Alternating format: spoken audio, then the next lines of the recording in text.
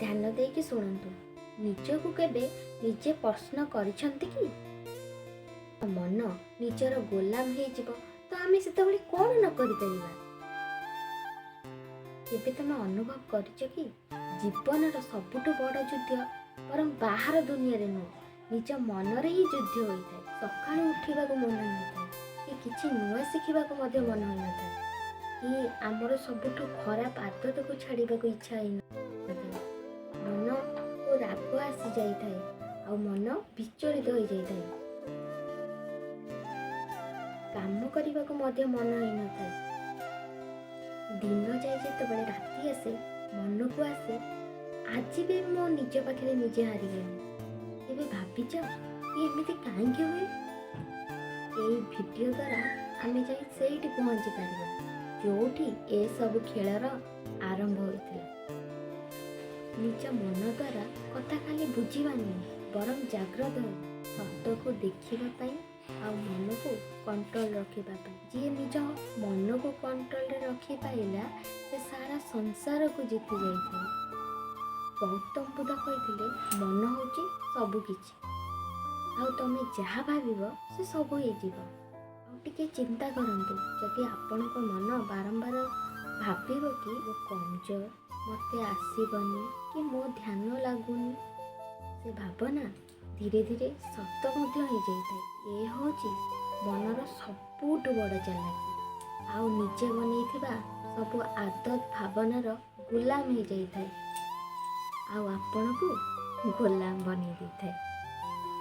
ମନ ହେଉଛି ଗୋଟେ ମାଙ୍କଡ଼ ପରି, ଯିଏକି ସବୁବେଳେ ଡିଏଁ ଭବିଷ୍ୟତର ଚିନ୍ତାରେ, ତ କେତେବେଳେ ଅତୀତ ପାଇଁ ପଶ୍ଚାତାପ କରେ। ଦୁଏ ନା କିଛି କରିବାକୁ ବସିଥିବେ କିନ୍ତୁ ମନରେ କିଛି ପୁରୁଣା କଥା ମନେ ପଡ଼ିଯାଏ, ଆଉ କେଉଁ ଦୁଃଖ, ଆଉ କେଉଁ ନିଜେ ଭୁଲ କରିଥିବା କଥା, ଆଉ କିଛି ଡର, ଆପଣ ସେଇଠି ହିଁ ରହିଯାଆନ୍ତି, ଆଉ କିଛି କରନ୍ତି ହିଁ ନାହିଁ।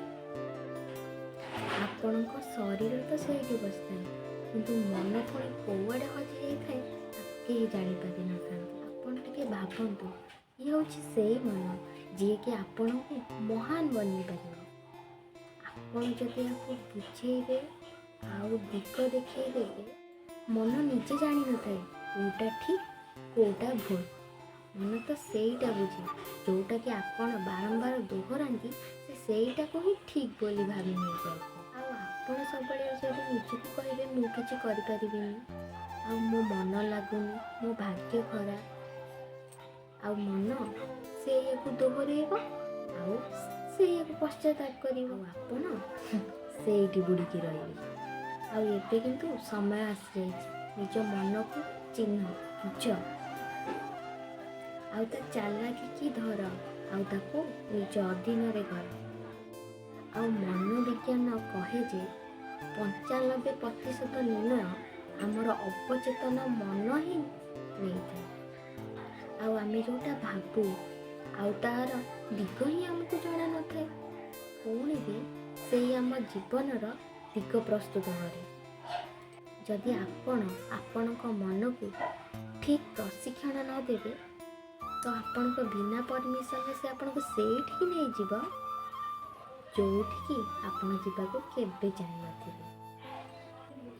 ଗୋଟିଏ କଥା ଭଲରେ ବୁଝ, ଯଦି ନିଜର ମନ ହିଁ ନିଜର ନିୟନ୍ତ୍ରଣରେ ନାହିଁ, ତେବେ ଦୁନିଆର କୌଣସି ଲକ୍ଷ୍ୟ, ରିସ୍ତା ସନ୍ତୋଷ ଦେଇପାରିବନି। କାରଣ ସେସବୁ ଜିନିଷକୁ ପାଇବାକୁ ହେଲେ ଯେଉଁ ଜିନିଷ ଦରକାର ସେ ହେଉଛି ମନର ସ୍ଥିରତା। ଆପଣ ଯେମିତି ଭାବିବେ ଆପଣଙ୍କ ମୁଣ୍ଡ ସେଇଥିରେ ହିଁ ରହିବ। ଯଦି ନକାରାତ୍ମକ ଭାବିବେ ତ ମୁଣ୍ଡରେ ନକାରାତ୍ମକ ରହିବ, ଯଦି ସକାରାତ୍ମକ ଭାବିବେ ତ ମୁଣ୍ଡରେ ସକାରାତ୍ମକ ହିଁ ରହିବ। ଆଉ ଯେତେବେଳେ ଆପଣ ନିଜର ମନକୁ ବୁଝିବାକୁ ଚେଷ୍ଟା କରିବେ ଆଉ ତାକୁ ସଠିକ୍ ଦିଗ ଦେଖେଇବେ, ଆଉ ଆପଣ ନିଜେ ହିଁ ଅନୁଭବ କରିବେ ଜୀବନରେ କେତେ ସ୍ପଷ୍ଟତା ଆଉ ଉର୍ଜା ଆସିଯାଇଛି। ଆଜିଠାରୁ ହିଁ ଛୋଟ ଆରମ୍ଭ କରନ୍ତୁ, ଆଉ ଆପଣ ଧ୍ୟାନ କରନ୍ତୁ, ଆଉ ଆପଣଙ୍କ ନିଶ୍ୱାସ ଉପରେ ଧ୍ୟାନ ରଖନ୍ତୁ। ନିଜର ବିଚାରକୁ ଦେଖନ୍ତୁ ଆଉ ସବୁଦିନ ନିଜ ସହ ସଂଯୋଗ ହେବାକୁ ଚେଷ୍ଟା କରନ୍ତୁ। ଗୋଟେ ଦିନ, 2 ଦିନ, ଗୋଟେ ସପ୍ତାହ ଧୀରେ ଧୀରେ ଆପଣଙ୍କ ଭିତରେ ଥିବା ମନକୁ ବୁଝିବାକୁ ଚେଷ୍ଟା କରନ୍ତୁ, ଯିଏକି ବାହାରର ଦୁନିଆର କୋଳାହଳ ଭିତରେ ହଜି ଯାଇଥିଲା। ଆଉ ଗୋଟେ କଥା ମନେ ରଖନ୍ତୁ, ମନ ଉପରେ ବିଜୟ ହିଁ ଦୁନିଆର ସବୁଠାରୁ ବଡ଼ ବିଜୟ। ଆଉ ଯଦି ଆପଣଙ୍କୁ ଏ ଭିଡ଼ିଓ ଭଲ ଲାଗିଥାଏ, ଆଉ କିଛି ଶିଖିବାକୁ ମିଳିଥାଏ, କି ମୋ କଥା ଆପଣଙ୍କ ମନକୁ ପାଇଥାଏ, ଭିଡ଼ିଓକୁ ଗୋଟେ ଲାଇକ୍ କରନ୍ତୁ, ଫ୍ରେଣ୍ଡକୁ ଆଉ ରିଲେଟିଭକୁ ସେୟାର କରନ୍ତୁ, ଆଉ ସବସ୍କ୍ରାଇବ୍ କରନ୍ତୁ। କାରଣ ଆପଣମାନଙ୍କର ଗୋଟେ ଗୋଟେ ସବସ୍କ୍ରାଇବ୍ ଆମକୁ ଆଗକୁ ଯିବା ପାଇଁ ପ୍ରେରଣା ଦେବ, ଯାହାଦ୍ୱାରା ଆପଣଙ୍କ ପାଇଁ ମୁଁ ଆଠାରୁ ଭଲ ଭଲ ଭିଡ଼ିଓ ଆପଣଙ୍କ ନିକଟକୁ ନେଇ ଆସିପାରିବି। ଆଉ ଶାନ୍ତ ରୁହନ୍ତୁ, ଜାଗୃତ ରୁହନ୍ତୁ, ଆଉ ନିଜ ଭିତରେ ଥିବା ମନକୁ ଚିହ୍ନନ୍ତୁ।